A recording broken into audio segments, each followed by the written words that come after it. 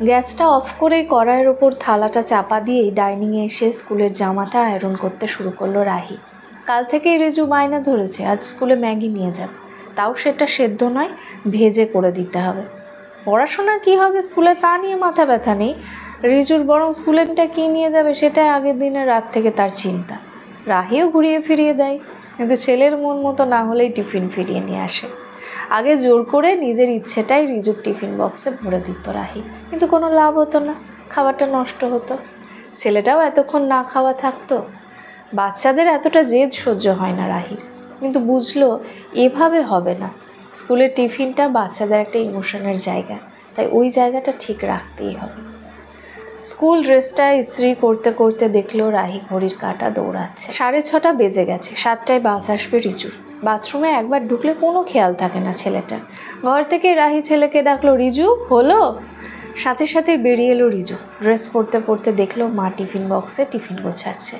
উকি দিয়ে দেখার চেষ্টা করছে রিজু, কিন্তু পারছে না।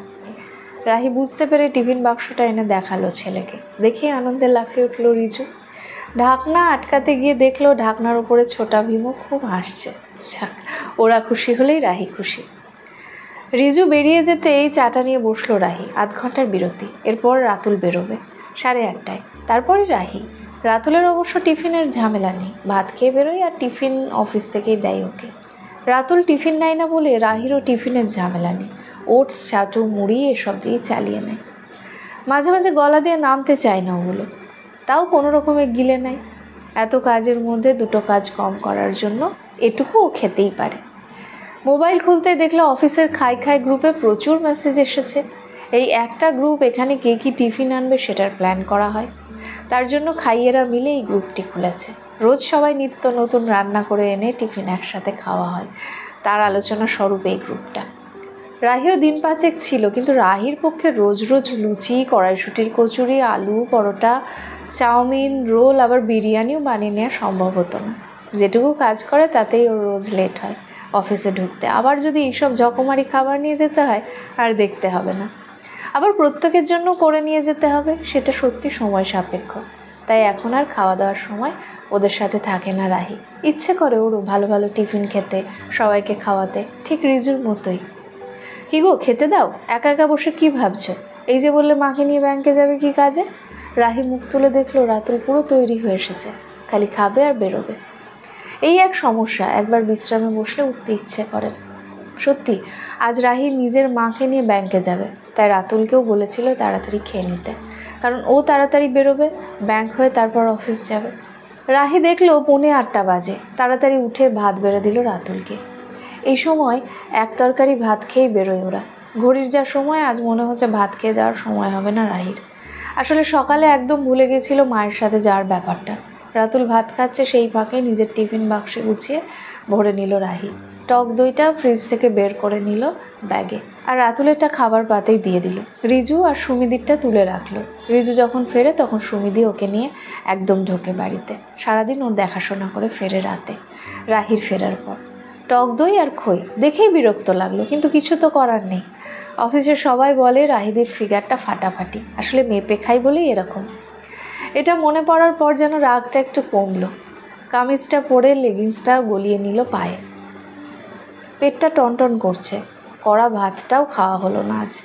মাকে বলেছে রাহি ঠিক 9টার মধ্যে ঢুকবে মায়ের ওখানে, তখন না বসলে ওরও ভাত খাওয়া হয়ে যেত। যাক, যে বেরিয়ে কেক কিনে খেয়ে নেব। মা ঠিকই বলে, মেয়েরা বড্ড উদাসীন নিজেকে নিয়ে। সত্যি কথাটা, কই রাতে তো কখন এরকম হয় না, তখন জমিয়ে খাওয়া দাওয়া হয়। আসলে রাতুল, রিজু সবাই একসাথে খাই ওরা। রাতুল অনেক দিন বলছে রিজুর সাথে নিজের টিফিনটাও করে নিতে পারো, কিন্তু অত সকালে ঘুম চোখে ছেলেরটুকুই কোনো রকমে করে দেয়। এরপর আবার নিজেরটা ভাবলেই জ্বর আসে। বেঁচে থাকুক আমার খই আর ওটস, মনে মনে বলল রাহি। মা, হলো তোমার? কই গো, বাইরের দরজা খোলা রেখে কোথায় গেলে? 2 বছর আগে রাহির বাবা মারা গেছেন, তখন থেকে কেমন যেন আত্মভোলা হয়ে গেছেন সুমিত্রা দেবী। অনেকবার বলেছে ওর সাথে থাকতে, রাতুলও বলেছে। ছোটবেলায় নিজের মা বাবাকে হারিয়েছে রাতুল। রাহি বোঝে রাতুল সুমিত্রা দেবীকে খুব ভালোবাসে। আবার ডাকলো রাহি, মা কোথায় তুমি? রাহি দেখলো সুমিতা দেবী ঘেমে নিয়ে রান্নাঘর থেকে বেরোলেন। বেরিয়েই জিজ্ঞেস করলেন, খেয়ে আসিস নি তো? সুমিতা দেবীকে দেখে মাথা গরম হয়ে যাচ্ছিল রাহির। এখনও তৈরি হওনি? 9:15 হয়ে গেল। ব্যাংকে যাবে, সেখান থেকে অফিসে যাব তো। রাহি কিছু বলছে না দেখে সুমিতা দেবী রান্নাঘর থেকে রুটি আর আলু ভাজা প্লেটে করে এনে দিল রাহিকে। প্লেটটা দেখেই মন ভালো হয়ে গেল রাহির। কতদিন গরম গরম রুটি আলু ভাজা খায়নি। আলু তো রান্নায় দেয়ই না। রাতুলের সুগার ছুঁই ছুঁই। প্লেটটা হাত বাড়িয়ে নিল রাহি। তারপর বলল, তুমি খেয়েছো? সুমিতা দেবী হুম বলে বলল, তোর জন্য করে রেখেছিলাম, ভাবলাম এত সকালে খেয়ে আসবি না। সুমিতা দেবী তাকিয়ে দেখলেন মেয়ে ততক্ষণে রুটির টুকরো ছিঁড়ে মুখে ভরে চোখ বন্ধ করে চিবোচ্ছে। সুমিতা দেবী আর দাঁড়ালেন না, তাড়াতাড়ি চলে গেলেন শাড়ি বদলাতে। খেতে খেতে ভাবছে রাহি, এই আলু ভাজা তো মাঝে মাঝে বানায়, কিন্তু এই স্বাদ তো আসে না। কি অপূর্ব খেতে এটা। রুটির আর একটা টুকরো মুখে ফেলতেই মনে পড়ল সেদিন রিজু বলেছিল ওর কোনো বন্ধু নাকি পরোটা এনেছিল, ওটার থেকে নাকি রাহির পরোটাটাই বেশি ভালো খেতে। সেদিন রিজুর কথাই মনে পড়ছিল, পরোটা আবারে ভালো মন্দের কী আছে, কিন্তু আজ মনে হলো মায়ের হাতের রান্না সব সন্তানের কাছেই অমৃত। যেমন আজকের আলু ভাজা আর রুটি প্লেট শেষ করে হাত ধুয়ে ঘুরতেই একটা টিফিন বক্স এগিয়ে দিলেন সুমিতা দেবী রাহির দিকে। তারপর বললেন, স্টিলের টিফিন বাক্সটা তোর বাড়িতে, আগের দিন পনির দিয়ে দিয়েছিলাম তাই এটাতেই দিলাম। রাহি অবাক হয়ে বলল, কি এতে?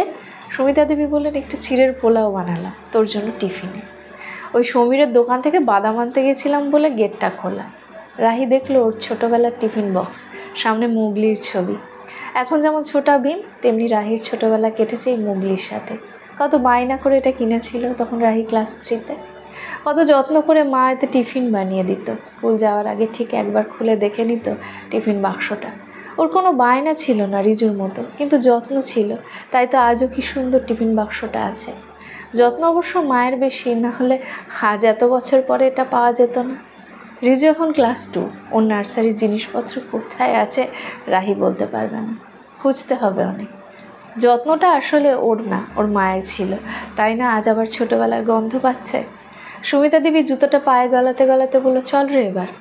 রাহি টিফিন বাক্সটা খুলে 1 চামচ চিড়ের পোলাও মুখে তুলে নিয়ে বলল, দারুণ হয়েছে মা।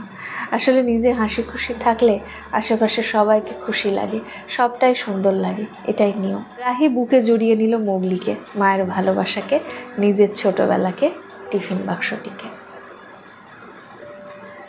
কলমে অনিন্দিতা সাহা মুখার্জি, কণ্ঠে পারমিতা।